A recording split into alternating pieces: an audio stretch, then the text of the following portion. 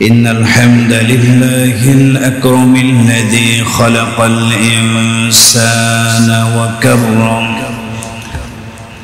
وعلمه من البيان ما لم يعلم فسبحان الذي لا يحصى امتنانه باللسان ولا بالقلم ونشهد أن لا إله إلا الله وحده لا شريك له ونشهد أن سيدنا وسندنا وحبيبنا وطبيبنا وطبيب قلوبنا وأرواحنا ومولانا محمدا عبده ورسوله الذي أرسله بالحق بشيرا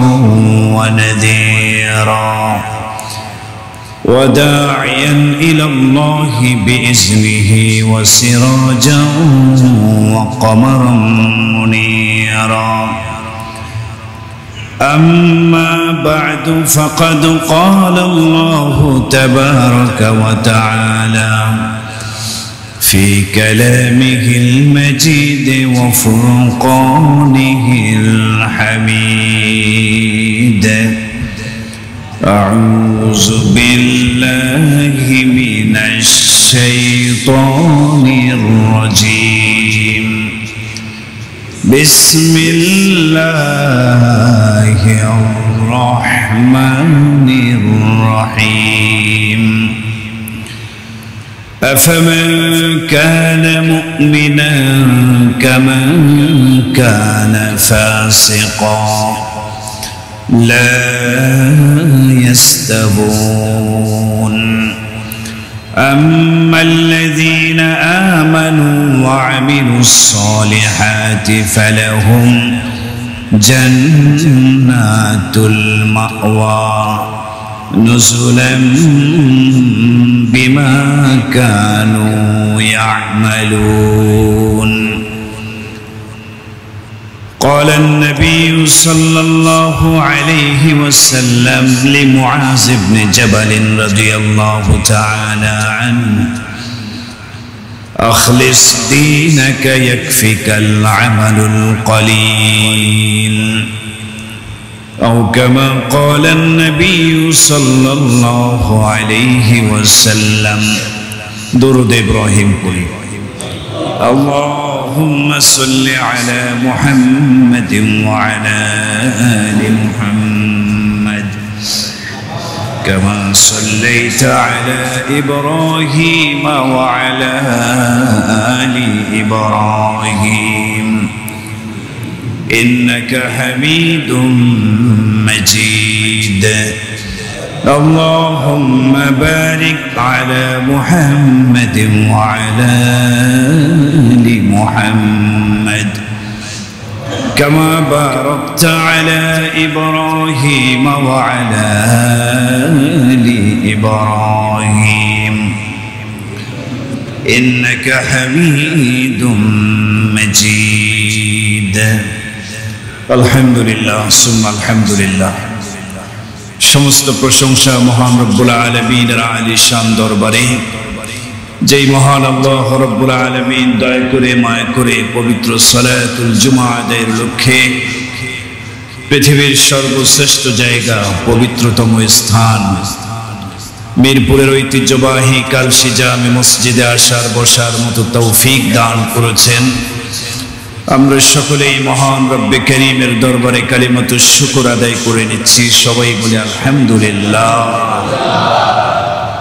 মুহতারাম হাজিরিন আমাদের ধারাবাহিক আলোচনা চলছে একজন মুমিন কিভাবে তার ঈমানের পরিচর্যা করবে ঈমানের যত্ন কিভাবে একজন মুমিন মুসলমান নেবে এ বিষয়ে গত জুমায় আলোচনা শুরু হয়েছে বর্তমান সময়ে এই প্রেক্ষাপটে একজন মুমিনের অপরিহার্য দায়িত্ব এবং কর্তব্য হলো সে তার ঈমানের খোঁজ খবর নেবে।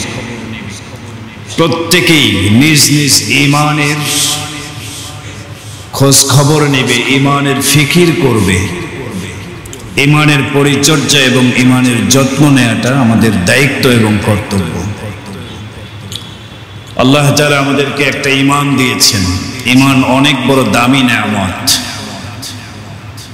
কোরআনে কারিমে আল্লাহ বলছেন, আফামান কানা মুমিনান কামান কানা ফাসিকা লা ইস্তাবুন। যে ব্যক্তি মুমিন আর যে ব্যক্তি ফাসিক কাফের, এই দুই ব্যক্তি কি সমান হতে পারে? আল্লাহ নিজেই বলছেন লা ইস্তাবুন, না। মুমিন ফাসিক, মুমিন কাফের কখনোই সমান হতে পারে। আম্মাল্লাযীনা আমানু ওয়া আমিলুস সালিহাত ফালাহুম জান্নাতুল মাওয়া। যারা ঈমান আনছে, নেক আমল করছে, তাদের জন্য তো স্থায়িত্বের জান্নাত রয়েছে। সুবহানাল্লাহ। আর যারা ফাসিক, ওয়া আম্মাল্লাযীনা ফাসাকু ফামাওয়াহুমুন নার। যারা ফাসিক, যাদের মধ্যে ঈমান নাই, কাফের মুশরিক, তাদের ঠিকানা সরাসরি জাহান্নাম। নাউযুবিল্লাহ। তাহলে এক দলের ঠিকানা জান্নাত আর এক দলের ঠিকানা জাহান্নাম। এই দুই দল কি সমান হতে পারে? পারে না। আল্লাহ বলেছেন লা ইস্তাবু। এজন্য শুকরিয়া আদায় করা দরকার। আল্লাহ আমাদেরকে ঈমানের নিয়ামত দিয়েছেন, এই ঈমানের যত্ন নিতে হবে, ঈমানের ফিকির করতে হবে। এজন্য রাসূল আরবী সাল্লাল্লাহু আলাইহি ওয়াসাল্লাম আমাদের ঈমানের ফিকির করার জন্য, ঈমানটাকে তাজা রাখার জন্য নবীজি একটি আমল শিখিয়ে দিয়েছেন। প্যারা নবী রাসূল আরবী সাল্লাল্লাহু আলাইহি ওয়াসাল্লাম বলেন, যদি কোনো ব্যক্তি ফজরের নামাজের পরে এবং মাগরিবের নামাজের পরে সকাল এবং সন্ধ্যায় এই দোয়াটি পড়ে, রাদিতু বিল্লাহি রাব্বান ওয়া বিল ইসলামি দীনা ওয়া বিমুহাম্মাদিন নাবিয়্যান ওয়া রাসূলা। এই দোয়াটা সকাল সন্ধ্যায় যদি 3 বার করে পড়ে, আল্লাহ রাব্বুল আলামিন ওই বান্দার প্রতি, বান্দির প্রতি রাজি এবং খুশি হয়ে যাবে। সুবহানাল্লাহ। কেন কেন আল্লাহ রাজি হবেন? এই দোয়ার মধ্যে কি আছে?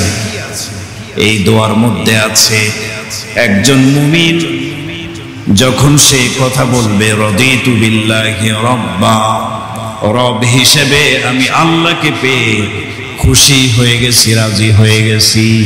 সুবহানাল্লাহ। মুমিন এই কথা বলবে যে আমি রব হিসেবে আল্লাহকে পেয়ে খুশি, রাজি হয়ে গেছি, তো আল্লাহ তার উপরে রাজি হবে। সুবহানাল্লাহ।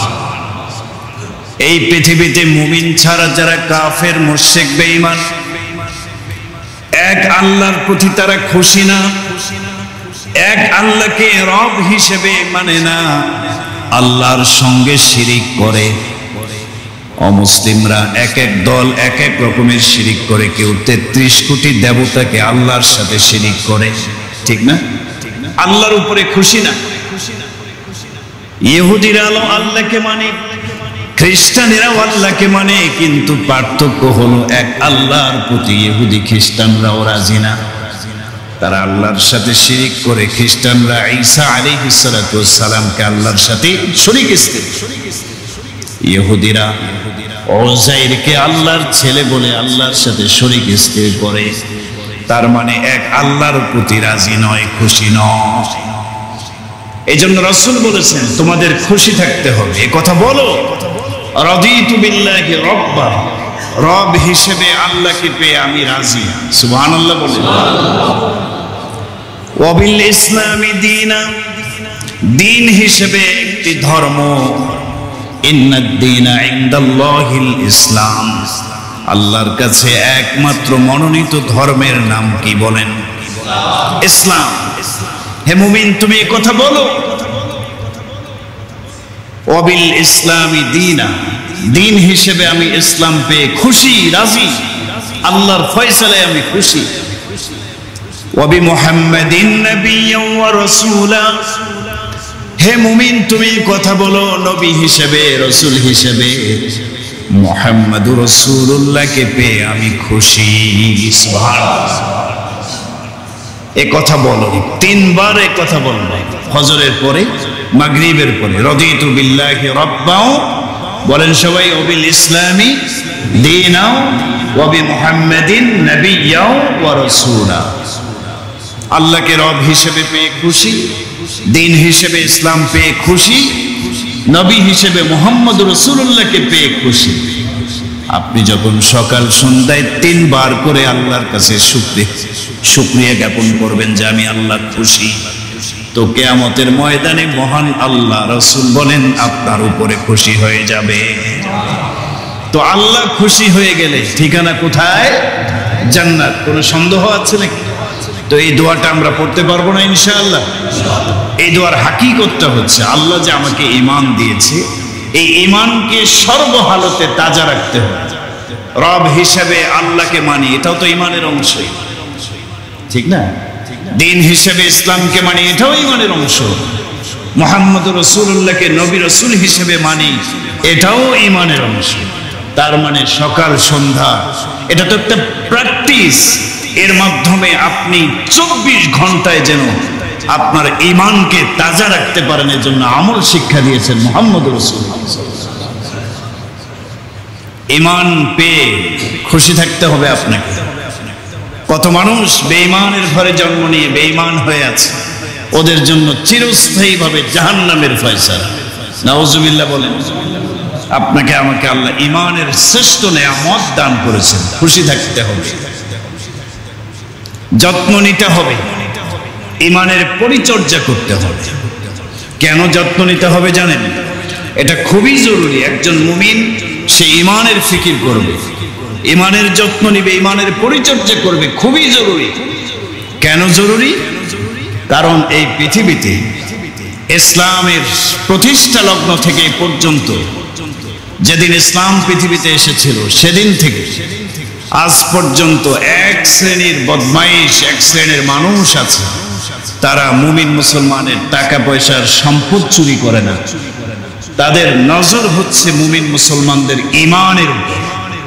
কিভাবে একজন মুমিনকে ঈমান হারা করা যায়, মুমিন মুসলমানদের ঈমানী শক্তিকে কিভাবে দুর্বল বানানো যায়, এজন্য এক শ্রেণীর মানুষ কাজ করে যাচ্ছে। কথা কোন ঠিক কি ঠিক না? ওদের টার্গেট হচ্ছে আমাদের ঈমান। আজকে বাংলাদেশে মুমিন মুসলমানের ঈমান নষ্ট করার জন্য খ্রিস্টান মিশনারিরা কাজ করছে। পার্বত্য অঞ্চলগুলোতে, উত্তরবঙ্গে, গরিব এলাকাগুলোতে সেবার নামে তারা মানুষের কাছে টাকা পয়সা অর্থ সম্পদ দিয়ে ঈমান চুরি করছে, খ্রিস্টান ধর্মে ধর্মান্তরিত করার অপচেষ্টা করছে।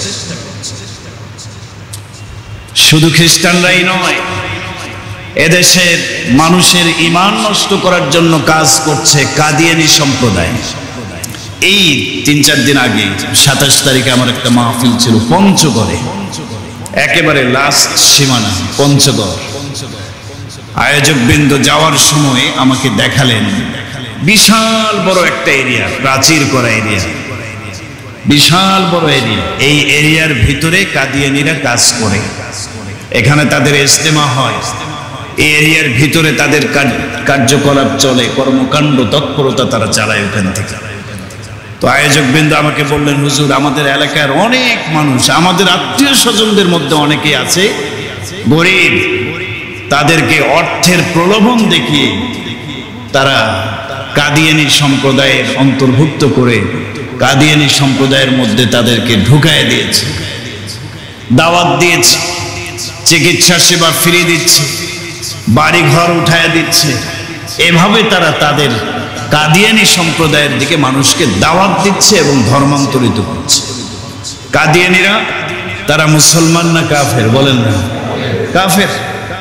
তারাও মুসলমানের লেবাস পোশাক পরে, টুপি পাঞ্জাবি ওদেরও আছে, ওদেরও মসজিদ আছে, কিন্তু ওরা কাফের। কেন কাফের? পরবর্তীতে আলোচনায় আসবে। তো দেখেন তারা কিভাবে মুসলমানদের ঈমান নষ্ট করার জন্য মেহনত করছে, কাজ করছে। ঈমানের যত্ন নিতে হবে আপনাকে।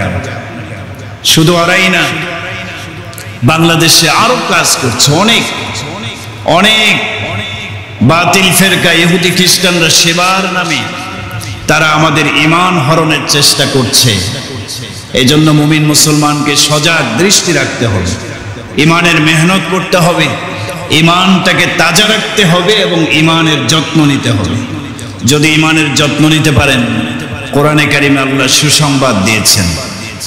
আল্লাহ তাআলা বলেন সূরা আনআমের 82 নম্বর আয়াত আল্লাহ তাআলা বলেন আল্লাযীনা আমানু ওয়া লাম ইয়ালবিসু ঈমানাহুম বিযুলমিন উলাইকা লাহুমুল আমনু ওয়া হুম মুহতাদুন।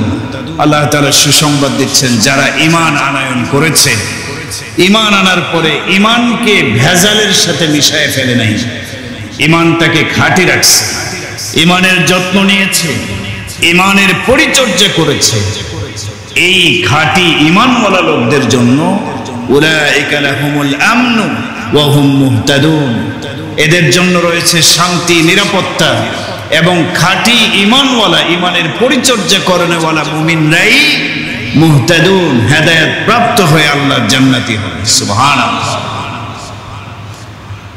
অন্য আয়াতে আল্লাহ রাব্বুল আলামিন আরো সুসংবাদ দিচ্ছেন ইন্নাল্লাযীনা ক্বালু রাব্বুনাল্লাহু সুম্মা ইসতাকামু, পৃথিবীতে যারা বলে আমাদের রব আল্লাহ, তার মানে ঈমান আনছে, মুমিনরাই তো আল্লাহকে রব হিসেবে মানে, এই কথার অর্থ যারা ঈমান আনয়ন করেছে। সুম্মা ইসতাকামু, ঈমান আনয়ন করার পরে ঈমানের উপর অটল থেকেছে, ঈমানকে কখনো নষ্ট হতে দেয় নাই, ঈমানকে কখনো চুরি হতে দেয় নাই, ঈমানের পরিচর্যা করেছে, অটল থেকেছে, মজবুত রেখেছে, ঈমান তাজা রেখেছে।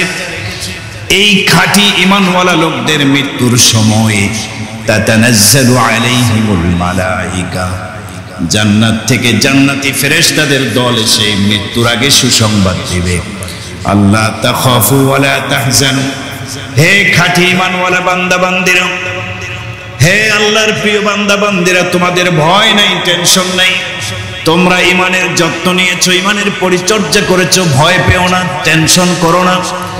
আবশিরু বিল জান্নাহ, আমরা ফেরেশতারা তোমাদেরকে জান্নাতের সুসংবাদ দিচ্ছি। মরার আগে এই লোকগুলোকে ফেরেশতারা জান্নাতের সুসংবাদ। সুবহানাল্লাহ। এজন্য ঈমানকে খাঁটি রাখার দরকার আছে না নাই? ঈমানের যত্ন নিতে হবে, ঈমানকে পরিচর্যা করতে হবে। কিভাবে ঈমানের যত্ন নেব? গত জুমায় 3টা কথা বলেছিলাম, মনে আছে কিনা জানি না। ঈমানের যত্ন নেওয়ার জন্য কয় কাজ? 3 কাজ। বলেন সবাই, কয় কাজ? 3 কাজ আপনাকে আমাকে করতে হবে। 1 নম্বর, ঈমান ভঙ্গের কিছু কারণ আছে, 10টি কারণ আছে ঈমান ভঙ্গ হয়ে যায়। এই ঈমান ভঙ্গের কারণগুলো সম্পর্কে ধারণা রাখতে হবে এবং ঈমান ভঙ্গের কোনো কারণ যেন আমার থেকে সংঘটিত না হয়, সেগুলো থেকে দূরে থাকতে হবে। নাম্বার 2, আরেকটা কাজ হলো ঈমান বৃদ্ধি করার কিছু উপায় আছে, কোরআন হাদিসে বলা আছে। এই কাজগুলি করলে, আমলগুলো করলে ঈমান অটোমেটিক বৃদ্ধি পেয়ে যায়। তো সেই ঈমান বৃদ্ধির উপায় সম্পর্কে জানতে হবে এবং নিজের ঈমানকে বৃদ্ধি করতে হবে, তাজা করতে হবে। 3 নম্বর কাজ, পূর্ণাঙ্গ মুমিনের কিছু আলামত, নিদর্শন আল্লাহ তাআলা কোরআনে বলেছেন। এই কাজগুলি করলে সে পূর্ণাঙ্গ মুমিন হতে পারবে। আপনাকে আমাকে সেই কাজগুলো কি কি, মুমিনের বৈশিষ্ট্যগুলো কি কি জানতে হবে এবং সেই বৈশিষ্ট্য নিজের মধ্যে নিয়ে আসতে হবে। এভাবে 3 কাজের মাধ্যমে নিজের ঈমানকে মজবুত করতে হবে, ঈমানের যত্ন নিতে হবে। তাহলে কয় কাজ বললাম? বলেন সবাই। 3 কাজ। প্রথম কাজ, ঈমান ভঙ্গের কারণগুলো সম্পর্কে জানতে হবে। গত জুমায় 3টি কারণ সম্পর্কে আলোচনা হয়েছে। ঈমান ভঙ্গের 1 নম্বর কারণ হচ্ছে আশ-শিরকু ফি ইবাদাতিল্লাহ, আল্লাহর ইবাদতের মধ্যে শিরিক করা। শিরিক করলে ঈমান নষ্ট হয়ে যায়। ক্ষেত্র বিশেষ আল্লাহর জাতের সাথে, সিফাতের সাথে শিরিক করলে ঈমান নষ্ট হয়ে যায়। এই জন্য মুমিন মুসলমান শিরিক করতে পারে। শিরিক সবচেয়ে বড় গুনাহ। ওয়া হুয়া আ'যামু যামবিন উসিয়াল্লাহু বিহি, শিরিক হচ্ছে আল্লাহর সবচেয়ে বড় নাফরমানি। আল্লাহ যে কোনো গুনাহ যে কোনো সময় মাফ করে দিতে পারে, কিন্তু আল্লাহ বলেন ইন্নাল্লাহা লা ইয়াগফিরু আন ইউশরাকা বিহি ওয়া ইয়াগফিরু মা দুনা যালিকা লিমান ইয়াশা। শিরিক ছাড়া যে কোনো গুনাহ আল্লাহ যাকে ইচ্ছা মাফ করে দিতে পারেন, কিন্তু শিরিক এমন একটা কঠিন গুনাহ আল্লাহ তাআলা সহজে এই গুনাহ মাফ করেন না। কঠিন গুনাহ, এটা করলে ঈমান নষ্ট হয়, এ সম্পর্কে আলোচনা হয়েছে। 2 নম্বর ঈমান ভঙ্গের কারণ মুমিন মুসলমানকে জানতে হবে, মান জাআলা বাইনাহু ওয়া বাইনাল্লাহি ওয়াসাইতা, যে মুমিন নিজের মাঝে এবং আল্লাহর মাঝে মধ্যস্থতা বানিয়ে নেয় এবং সেই মধ্যস্থতাকে ডাকে, তার কাছে প্রার্থনা করে, তার কাছেই চায়, এরকম বান্দা এবং আল্লাহর মাঝে মধ্যস্থতা অবলম্বন করা, এর মাধ্যমেও ঈমান নষ্ট হয়ে যাবে। ইবাদত করতে হবে কার বলেন? চাইতে হবে কার কাছে? আল্লাহর কাছে। এখন আল্লাহ এবং বান্দার মাঝে তৃতীয় কোনো কাউকে, দ্বিতীয় কোনো কাউকে, তৃতীয় কোনো কাউকে মধ্যস্থতা সৃষ্টি করে যে তাকে ডাকা, তার ইবাদত করা, তার কাছে সুপারিশ প্রার্থনা করা, এর মাধ্যমে আমাদের ঈমান চলে যাবে। আল্লাহ কোরআনে বলছেন ওয়ালা তাদউ মিন দুনিল্লাহি মা লা ইয়ানফাউকা ওয়া লা ইয়াদুররুক ফাইন ফাআলতা ফাইন্নাকা ইযাম মিনাজ জালিমিন। আল্লাহ ছাড়া এমন কাউকে আর ডেকো না, এমন কারো ইবাদত করো না, লা ইয়ানফাউকা, যারা তোমার কোনো উপকারও করতে পারবে না, ওয়া লা ইয়াদুররুকা, এবং যারা তোমার কোনো ক্ষতিও করতে পারবে। তাহলে আল্লাহ ছাড়া আর কাউকে ডাকা যাবে যাবে না, কোনো মধ্যস্থতা নেই, সরাসরি ইবাদত করব আল্লাহ, চাইবো কার কাছে? আল্লাহর কাছে। ওই যে ওসিলা ধরা, মাধ্যম ধরা, এবং ওই ওসিলা ধরে মাধ্যম ধরে তার কাছে চাওয়া, এটা শিরিকের পর্যায়ে পড়বে এবং ঈমান চলে যাবে। গত সপ্তাহে এই ব্যাপারে বিস্তারিত আলোচনা হয়েছে। 3 নম্বর কারণ, ঈমান ভঙ্গের 3 নম্বর কারণ, মান আবগাযা শাইআন মিম্মা জাআ বিহি নবী সাল্লাল্লাহু আলাইহি ওয়াসাল্লাম, মুহাম্মদুর রাসূলুল্লাহ সাল্লাল্লাহু আলাইহি সাল্লামের আনিত দ্বীনের কোন অংশকে অপছন্দ করা। ইসলামের কোন বিধানকে কোন মুমিন যদি অপছন্দ করে, ওয়ালাউ আমিলা বিহি, যদিও সেই মুমিন আমল করছে, বাকি ওই কাজটাকে, আমলটাকে সে অপছন্দ করতেছে, সে কিন্তু আমলও করতেছে, বাকি কেউ যদি অপছন্দ করে তাহলে তার ঈমান থাকবে না, ঈমান নষ্ট হয়ে যাবে। আল্লাহ তাআলা কোরআনে কারিমে বলেছেন সূরা মুহাম্মদ 8-9 নম্বর আয়াত, ওয়াল্লাযীনা কাফারু ফাতা'সাল লাহুম ওয়া আদাল্লা আমালুহুম, যারা কাফের তাদের জন্য রয়েছে দুর্ভোগ, শাস্তি, এবং তাদের সমস্ত আমল নষ্ট হয়ে যাবে। কেন? কারণ বর্ণনা করেছেন আল্লাহ তাআলা, কারণ হচ্ছে যালিকা বিআন্নাহুম কারিহু মা আনজালাল্লাহ, কারণ কাফেররা তাদের একটা বদঅভ্যাস হলো কারিহু মা আনজালাল্লাহ, আল্লাহ কোরআনে যা নাজিল করেছেন ইসলামের বিধিবিধানগুলোকে তারা অপছন্দ করে। এই অপছন্দ করার কারণে ফাআহবাতা আমালাহুম, আল্লাহ তাদের যাবতীয় আমলকে নষ্ট করে দেবেন। নাউযুবিল্লাহি মিন যালিক। তাহলে কোরআনের কোন বিষয়, ইসলামের কোন বিষয় একজন মুমিনের কাছে ভালো লাগুক আর না লাগুক, তাই না, পছন্দ করতে হবে এবং মানতে হবে, স্বীকার করতে হবে যে না, আল্লাহ যে বিধান কোরআনে দিয়েছেন এটা 100% সঠিক বিধান। যদি কোনো মুমিন কোনো বিধানের ব্যাপারে সন্দেহ পোষণ করে, যেমন যুবকেরা দাড়ি রাখে না, দাড়ি রাখাকে যদি অপছন্দ করে তাহলে ঈমান নষ্ট হয়ে যাবে।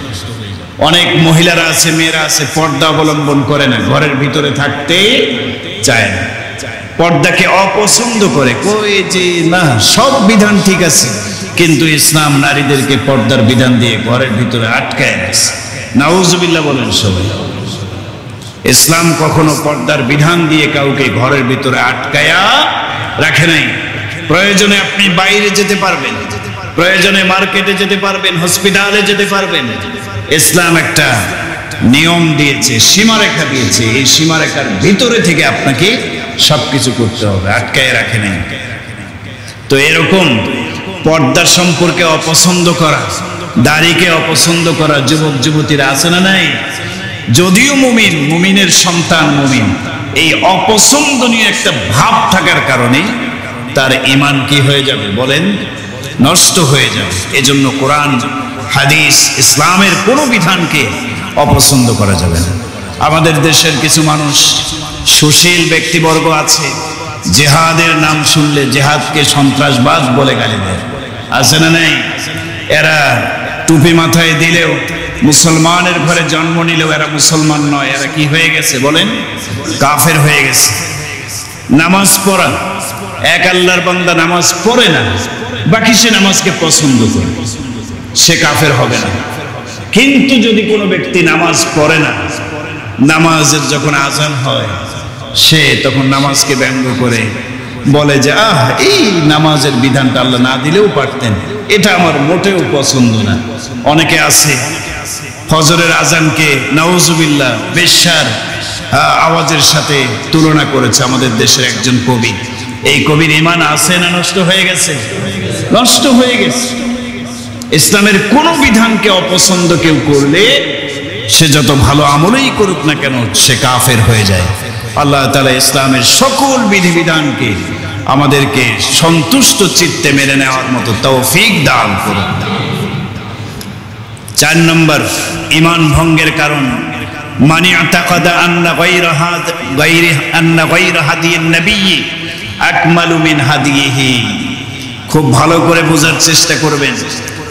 যদি কোনো মুসলমান এই কথা বিশ্বাস করে যে মুহাম্মদ রাসূলুল্লাহ সাল্লাল্লাহু আলাইহি ওয়াসাল্লামের আদর্শ ছাড়া অন্য কোনো আদর্শ, যে কোনো একটা আদর্শকে সে মুহাম্মদ রাসূলুল্লাহর আদর্শের চেয়ে উত্তম মনে করে, আকমালু মিন হাদিয়িন নবী, নবীর আদর্শের চেয়ে ওই আদর্শ, ওই তন্ত্র মন্ত্রকে সে পূর্ণাঙ্গ মনে করে, নবীর আদর্শকে পূর্ণাঙ্গ মনে করে না।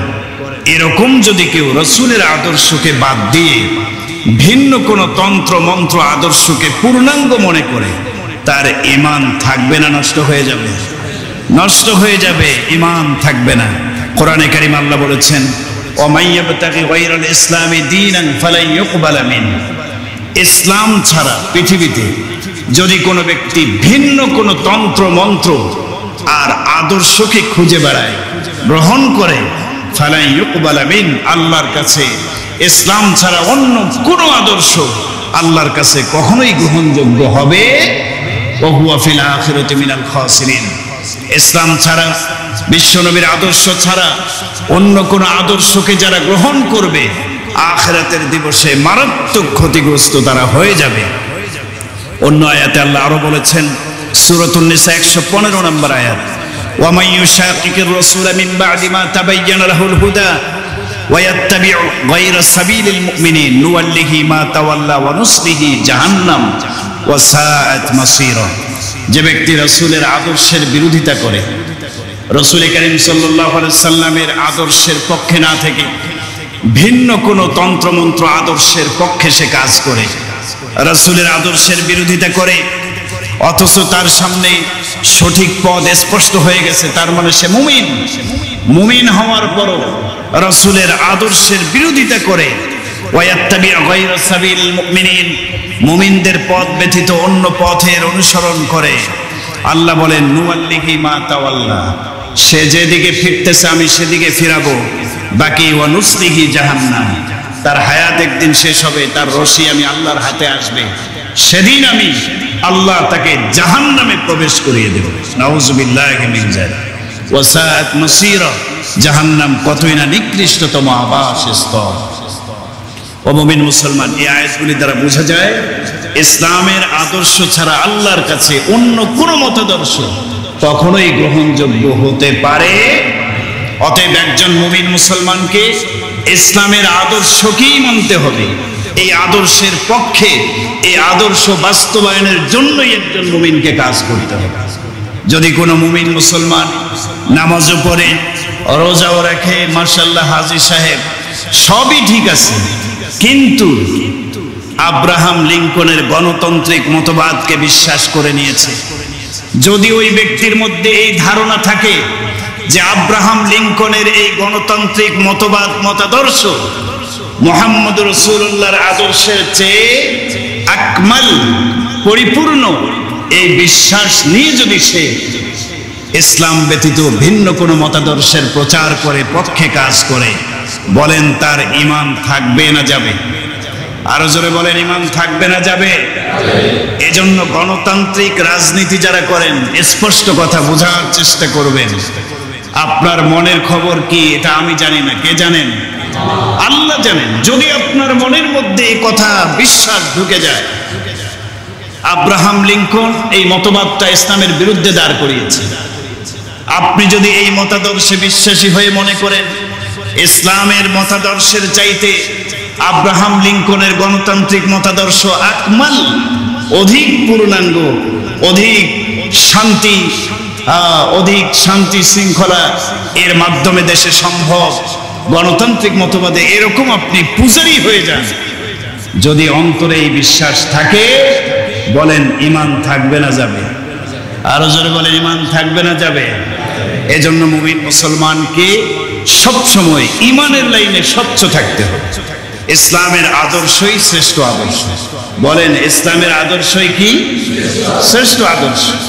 ইসলাম ছাড়া ভিন্ন কোন তন্ত্র মন্ত্র মতবাদকে উত্তম আদর্শ হিসাবে একজন মুমিন কখনো মেনে নিতে পারে? আল্লাহ তাআলা সঠিক বিশ্বাসের উপর আমাদের চলার মতো তৌফিক দান করুন, বলুন আমিন। তাহলে 5 নম্বর আরেকটা কারণ সম্পর্কে আমরা জানি, মাল্লাম ইউকাফিরিল মুশরিকিনা আও শাক্কা ফি কুফরিহিম। এটাও খুবই সেনসিটিভ একটা জিনিস। কোন মুশরিককে যে মুসলমান মুশরিক মনে করবে অথবা তার কুফরির ব্যাপারে সন্দেহ পোষণ করবে, সেও কাফের হয়ে যাবে, সে আর মুসলমান থাকবে না। কাফেরকে কি মনে করতে হবে? বলেন, কাফেরই মনে করতে। কোন কাফেরকে যদি কোনো মুসলমান কাফের মনে না করে তার কুফরির ব্যাপারে কি করে? সন্দেহ পোষণ করে, তাহলেও সে নিজেও কি হয়ে যাবে? কাফের হয়ে যাবে, ঈমান হারা হয়ে যাবে। ও মুমিন মুসলমান, আজকে বাংলাদেশের জমিনে শিয়ারা কাফের, অথচ অনেকেই শিয়াদেরকে কাফের বলতে রাজি না। আজকে বাংলাদেশে যে কাদিয়ানি ফিরকার কথা বললাম, বলেন তো এরা মুসলিম না কাফের? কাফের। কিন্তু বাংলাদেশের অনেক সুশীল তারা তাদেরকে কাফের মানতে রাজি না। বলেন, তাদের ঈমান কি থাকবে না যাবে? বলেন থাকবে না যাবে? কাদিয়ানিরা কাফের কেন জানেন? তারা কোরআনের সব কিছু মানে, একটা জিনিস মানে, রাসূলুল্লাহর একটা সিফাতকে তারা অস্বীকার করে। কোরআনে আল্লাহ বলেছেন, মা কানা মুহাম্মাদুন আবা আহাদিন মির রিজালিকুম ওয়ালাকিন রাসূলুল্লাহি ওয়া খাতামান নাবিয়্যিন। আল্লাহ মুহাম্মদ রাসূলুল্লাহর একটা সিফাত বলেছেন, রাসূলুল্লাহ মুহাম্মদ সাল্লাল্লাহু আলাইহি ওয়াসাল্লাম কার রাসূল? আল্লাহর রাসূল। এরপরে আল্লাহ বলেছেন, খাতামুন নাবিয়্যিন, আমাদের নবী হচ্ছে শেষ নবী, আমাদের নবীর পরে কোনো নবী নাই। তো এই কাদিয়ানি সম্প্রদায় সব কিছু মানে, খাতামুন নবিয়্যিন রাসূলের এই সিফাতটাকে তারা মানে না। তারা বলে যে আমাদের নবী মুহাম্মদ শেষ নবী না, নবীর পরেও নবী আছে। গোলাম আহমদ কাদিয়ানি, মির্জা গোলাম আহমদ কাদিয়ানিকে তারা নবী মানে। বলেন, কোন ব্যক্তি কোরআনের 6666 আয়াত মতান্তরে কম বেশি রয়েছে, সব আয়াতকে যদি মানে কোন আয়াতের একটা অংশকে অস্বীকার করে, তাহলে সে কি মুমিন থাকবে? বলেন, মুমিন থাকবে? তাহলে তারা তো আমাদের নবী মুহাম্মদ রাসূলুল্লাহর একটা সিফাতকে অস্বীকার করে। অতএব তাদের ঈমান আছে না ঈমান নষ্ট হয়ে গেছে? এখন যদি কোনো ব্যক্তি বলে যে কাদিয়ানি ফিরকা তারাও আছে বাংলাদেশে, থাক না, তারাও তাদের ধর্ম প্রচার করতে থাক, কি দরকার আছে তাদেরকে কাফের ঘোষণা দেওয়ার? পাকিস্তানে রাষ্ট্রীয়ভাবে কাফের ঘোষণা দেওয়া হয়েছে, অনেক দেশে রাষ্ট্রীয়ভাবে কাদিয়ানিদেরকে কাফের ঘোষণা করা হয়েছে, কিন্তু বাংলাদেশে আজও পর্যন্ত রাষ্ট্রীয়ভাবে কাদিয়ানিদেরকে কাফের ঘোষণা করা হয় নাই। কারা করে নাই? যারা ক্ষমতায় ছিল তারাই করে নাই। তাদের বিশ্বাস হলো এটা যে সবাই যদি ইসলাম প্রচার করতে পারে তারাও করুক না, তার মানে তাদেরকে কাফের মানতে রাজি না। কোন কাফেরকে যদি কেউ কাফের মনে না করে, সে নিজেও কাফের হয়ে যাবে, তার ঈমান থাকবে না। 6 নম্বর ঈমান ভঙ্গের অন্যতম কারণ মান ইস্তাহজা বিশাইইন মিন দীনি রাসূলিল্লাহি সাল্লাল্লাহু আলাইহি ওয়াসাল্লাম আও সাওয়াবিহি ওয়া ইকাবিহি। আল্লাহ রাসূল সাল্লাল্লাহু আলাইহি ওয়াসাল্লামের দ্বীনের কোনো একটা বিষয়কে নিয়ে কেউ যদি ঠাট্টা বিদ্রূপ করে তার ঈমান থাকবে না, চলে যাবে, চলে যাবে। হজ নিয়ে কটূক্তি হয়েছে আমাদের দেশে, আল্লাহকে নিয়ে, রাসূলকে নিয়ে, কোরআন নিয়ে, জান্নাত জাহান্নাম আখিরাতের বিষয়কে নিয়ে কটূক্তি হয় কিনা বলেন? বাংলাদেশে অনেক নাস্তিক মুরতাদ কটূক্তি করে। এই কটূক্তিমূলক কোনো আচরণ করলে, ইসলাম ধর্মের কোনো বিষয়কে নিয়ে কেউ যদি অবমাননা করে তার ঈমান থাকে না, ঈমান নষ্ট হয়ে যায়, ঈমান নষ্ট হয়ে যায়। কোরআনে কারীমে আল্লাহ তাআলা বলেছেন, কুল আবিল্লাহি ওয়া আয়াতিহি ওয়া রাসূলিহি কুনতুম তাস্তাহজিউন। হে পৃথিবীর মানুষ, তোমরা কি আল্লাহ সম্পর্কে, আল্লাহর বিধান সম্পর্কে, আল্লাহ রাসূল সম্পর্কে ঠাট্টা বিদ্রূপ করছো? লা তা'তাজিরু ক্বাদ কাফারতুম বা'দা ঈমানিকুম। তোমরা ঠাট্টা বিদ্রূপ করো না, কারণ এই ঠাট্টা বিদ্রূপ করলে ঈমান আনার পরে আবার তোমরা কাফের হয়ে যাবে। ঠাট্টা বিদ্রূপ করলে সে মুমিন হলেও কি মুমিন থাকে না, কাফের হয়ে যায়, কাফের হয়ে যায়। এজন্য ঠাট্টা বিদ্রূপ করা যাবে না। আপনার কাছে ইসলামের কোনো বিধান, কোনো বিষয় যদি বুঝে না আসে, যিনি সে সম্পর্কে পারদর্শী আলেম, তার কাছে আপনি বুঝে নেওয়ার চেষ্টা করেন। আপনার হয়তো বুঝে আসতেছে না, আপনি ভালো একজনের কাছে গিয়ে ইসলাম সম্পর্কে জানুন, বোঝার চেষ্টা করুন। কোনো বিধান সম্পর্কে আপনি কখনো কটূক্তির দিকে যাবেন না, ঠাট্টা বিদ্রূপের দিকে যাবেন না, তাহলে আপনার ঈমান কি হয়ে যাবে? নষ্ট হয়ে যাবে। আল্লাহ আমাদের হেফাজত করেন, বলেন আমিন। 7 নম্বর কারণ আস-সিহর, জাদুতে বিশ্বাস করা। জাদু, কুফরি, এই জাদুতে কোনো ব্যক্তি যদি বিশ্বাস করে তার ঈমান চলে যায়। নিজের কল্যাণ সাধনের জন্য অথবা নিজের ক্ষতি থেকে নিজেকে বাঁচানোর জন্য সে জাদুর আশ্রয় নিল, জাদুবিদ্যার আশ্রয় নিল। সে মুমিন মুসলমান, নামাজও পড়ে, আবার জাদুকরের কাছে আসা যাওয়া করে, ঘোরাঘুরি করে, নিজের কোনো কল্যাণ হাসিলের জন্য অথবা কারো কোনো ক্ষয়ক্ষতি থেকে বাঁচার জন্য সে জাদুকরের আশ্রয় নেয় এবং জাদুর আশ্রয় গ্রহণ করে। এই ব্যক্তি নামাজ পড়লেও সে মুমিন থাকে না, সে কি হয়ে যায় বলেন? কাফের হয়ে যায়। এ সম্পর্কে কোরআনে সূরা আল বাকারা 102 নম্বর আয়াতে আল্লাহ স্পষ্ট বলেছেন, ওয়ালাকিন্নাশ শায়াতিন কাফারু ইউআল্লিমুনা আন-নাস আস-সিহর। শয়তানরাই এই জাদুর মতো কুফরি কাজটা করে। কে করে? শয়তান। এরপরে শয়তানরাই ইউআল্লিমুনা আন-নাস আস-সিহর, মানুষকে জাদুটা শিক্ষা দেয়। এটা শয়তানি কর্মকাণ্ড, কুফরি কর্মকাণ্ড। এরপরে আয়াতের শেষের দিকে আল্লাহ বলেছেন, লামানিশতারাহু মা লাহু ফিল আখিরাতি মিন খালাক। যারা নিজের কল্যাণ হাসিলের জন্য হোক, অনিষ্টতা থেকে বাঁচার জন্য হোক, এই জাদুর আশ্রয় নেবে, মা লাহু ফিল আখিরাতি মিন খালাক, এই ব্যক্তির আখিরাতে কোনো অংশ নাই। অর্থাৎ এই ব্যক্তি কুফরি করলো, একজন কাফেরের যেভাবে আখিরাতে কোনো জান্নাতের অংশ নাই, এই জাদুতে বিশ্বাস করে আশ্রয় যে ব্যক্তি নিল, এই ব্যক্তিরও আখিরাতে জান্নাতের কোনো অংশ নাই। আল্লাহ তাআলা এই সমস্ত জাদু থেকে, জাদুকরদের ধোঁকাবাজি থেকে আমাদের সবাইকে হেফাজত করেন, বলেন আমিন। 8 নম্বর ঈমান ভঙ্গের অন্যতম কারণ হচ্ছে আল ইরাজ আন দীনিল্লাহ, আল্লাহর দিন থেকে বিমুখ হয়ে থাকে। আল্লাহ তাআলা একটা দিন দিয়েছেন, ইসলাম দিয়েছেন, কোরআন নাজিল করেছেন, কিন্তু সে মুসলমানের ঘরের সন্তান, সে দ্বীনের ধার ধারে না। ইসলাম নিয়ে কোনো মাথা ব্যথা তার নাই, ইসলামের কোনো খোঁজ খবর রাখে না, কোরআনের কোনো কিছু সে জানেও না, জানার চেষ্টাও করে না। লা ইয়াতাআল্লামুহু ওয়া লা ইউ'মালু বিহি, সে কোরআন জানেও না, কোরআন অনুযায়ী আমলও করে না, একদম বিমুখ হয়ে আছে। এই বিমুখ হয়ে যদি পরিপূর্ণ বিমুখ হয়ে থাকে, তারপরও তার ঈমান চলে যাবে। সে যদি দাবিও করে যে আমি মুমিন, কিন্তু ইসলাম, নামাজ, রোজা, হজ, যাকাত এই সমস্ত বিষয় থেকে একেবারে বিমুখতা প্রদর্শন করার কারণে এই ব্যক্তি ঈমান হারা হয়ে যাবে। এমন তো অবস্থায় মৃত্যু আসলে কাফেরের মতো তার মৃত্যু হবে। কোরআনে আল্লাহ বলেছেন, ওমান আযলামু মিম্মান যুক্কিরা বিআয়াতি রাব্বিহি সুম্মা আ'রাদা আনহা।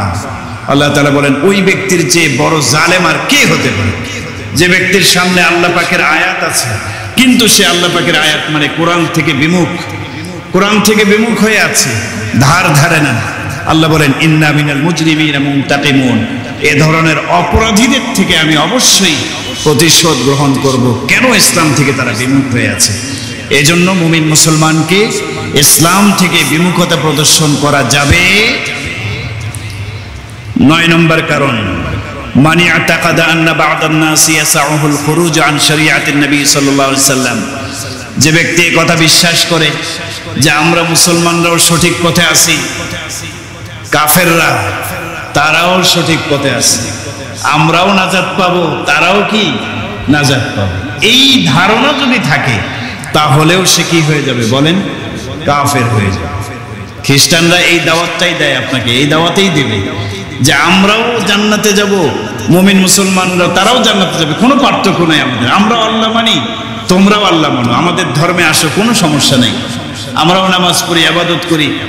বাকি কথা হচ্ছে খ্রিস্টানরা তারা কি মুমিন না কাফের বলেন? কাফের, তারা কাফের। অতএব তারাও নাজাত প্রাপ্ত আর মুমিন মুসলমান আমরাও নাজাত প্রাপ্ত। এটা হতে পারে যে ব্যক্তি মুমিন আর যে কাফের। শুরুতে আমি বলেছি, আল্লাহ বলেছেন তারা কি সমান? আল্লাহ নিজে বলেছেন লা ইয়াস্তাবুন, না সমান না, একজনের জন্য জান্নাত আর একজনের জন্য কি জাহান্নাম। অতএব উভয়ই সঠিক পথে আছি, হ্যাঁ নাজাতের পথে আছি, এ কথা বিশ্বাস করা যাবে না। নাজাতের পথ, মুক্তির পথ একমাত্র একটাই, ইসলামের পথ। সুবহানাল্লাহ বলেন। 10 নম্বর মুমিন মুসলমানকে জানা থাকা দরকার, খুবই ইম্পর্টেন্ট একটা কারণ, মুজাহারাতুল মুশরিকিন ওয়া মুআওয়ানাতুহুম আলাল মুসলিমিন, মুসলমানদের বিরুদ্ধে কোন কাফের মুশরিককে সাহায্য সহযোগিতা করা, মুসলমানদের বিরুদ্ধে গিয়ে কোন কাফেরের সাথে বন্ধুত্ব স্থাপন করা, এই আচরণটা যদি কেউ করে তার ঈমান চলে যাবে, তার ঈমান থাকতে পারে না। বিষয়টা মনে হয় বুঝে আসে নাই। ইসলাম এবং মুসলমানদের বিরুদ্ধে গিয়ে আপনি কোনো কাফেরের সাথে গভীর বন্ধুত্ব স্থাপন করলেন, কাফেরকে সাপোর্ট দিলেন, সহযোগিতা করলেন, আপনার ঈমান থাকবে না, ঈমান থাকবে না। সম্মানিত ভাইয়েরা, এই জন্য ইসলামের বিরুদ্ধে গিয়ে কোনো কাফেরকে সাহায্য সহযোগিতা সাপোর্ট করা যাবে। হ্যাঁ, একজন অমুসলিম আমার থেকে ভালো আচরণ পাওয়ার যোগ্য, অমুসলিমদের সাথেও ইসলাম সুন্দর আচরণ করতে শিখিয়েছে। তবে ওই অমুসলিম ফেরকা সম্প্রদায় যদি ইসলামের বিরুদ্ধে 24 ঘন্টা কাজ করে, তাদের কাজই হলো মুসলমানদের কিভাবে ঈমান হারা করা যায়, ইসলামের বিরুদ্ধে গভীর ষড়যন্ত্রে লিপ্ত, আপনি জেনে শুনে ইসলামের বিরুদ্ধে গিয়ে তাকে বন্ধু বানালেন, তাকে সাহায্য সহযোগিতা করলেন, এর মাধ্যমে আপনার ঈমান নষ্ট হয়ে যাবে, আপনিও কাফের হয়ে যাবেন। কোরআনে কারিমে আল্লাহ বলেছেন, সূরাতুল মাইদা 51 নম্বর আয়াত, আল্লাহ বলেছেন সাবধান ঈমানদারেরা, লা তাত্তাখিজুল ইয়াহুদা ওয়ান নাসারা আউলিয়া, ইহুদি খ্রিস্টান এই অমুসলিমদেরকে তোমরা বন্ধু হিসেবে গ্রহণ করিও না। ওয়া মান ইয়াতাওয়াল্লাহুম মিনকুম ফাইন্নাহু মিনহুম, তোমাদের যেই মুসলিম অমুসলিমকে বন্ধু হিসেবে গ্রহণ করবা ইসলামের বিপক্ষে গিয়ে, সেই মুসলিম ওই কাফেরেরই অন্তর্ভুক্ত, অর্থাৎ তার ঈমান থাকবে না। আজকে মুমিন মুসলমান বাংলাদেশে সন্ত্রাসী কর্মকাণ্ড করছে একটি অমুসলিম ফেরকা ইসকন। কথা কোন ঠিক কি ঠিক না? এই ইসকন এটা সন্ত্রাসী একটা দল, হিন্দুত্ববাদী কঠোরপন্থী বিশৃঙ্খলা সৃষ্টিকারী বাংলাদেশে একটা দলের নাম কি? ইসকন। এরা মুমিন না কাফের? কাফের। এমনিতে অমুসলিমদের সাথে ভালো আচরণ করতে হবে, ঠিক আছে, কিন্তু যেই অমুসলিম ফেরকা ইসলামের বিরোধিতায় লিপ্ত, এই ইসকনের কর্মকাণ্ড, তাদের যেই কর্মকাণ্ড অপতৎপরতাগুলো আছে, প্রত্যেকটা অপতৎপরতা ইসলামের বিরুদ্ধে, ঠিক কি ঠিক না? এই ইসকন মসজিদে হামলা করার মতো দুঃসাহস দেখিয়েছে, ঠিক কি ঠিক না? এই ইসকনের সদস্যরা আপনার আমার একজন মুসলিম আইনজীবীকে, সাইফুল ইসলাম আলী ভাইকে শহীদ করে দিয়েছে এই ইসকনের দলদস্যুরা। এই ইসকন, এই সন্ত্রাসী বাহিনী বাংলাদেশে মুসলিম এবং অমুসলিমদের মাঝে যে সুন্দর একটা আচরণ বাংলাদেশের মানুষ উপভোগ করে আসছে, এই শান্তি শৃঙ্খলা নষ্ট করার বিপক্ষে গিয়ে কাজ করছে এই ইসকনের সদস্যরা। ঠিক কি ঠিক না?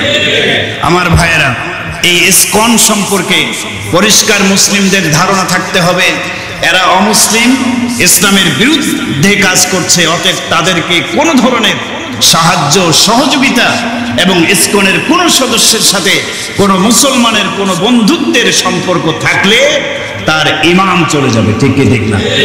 এই ইসকন কারা, ইসকন সম্পর্কে ধারণা থাকা দরকার। ইসকন শব্দটা ইংরেজি, একটা বাক্যের সংক্ষিপ্ত রূপ। এটার মূল অর্থ হচ্ছে international society for Krishna consciousness, অর্থাৎ বাংলায় সহজ কথা হচ্ছে আন্তর্জাতিক হরে কৃষ্ণ আন্দোলন। এটার বাংলা অর্থ কি? আন্তর্জাতিক হরে কৃষ্ণ আন্দোলন। এটা ভারত থেকে প্রচারিত হয়, বিভিন্ন দেশে কর্মকাণ্ড তারা চালায়। এটা কার ইশারায়?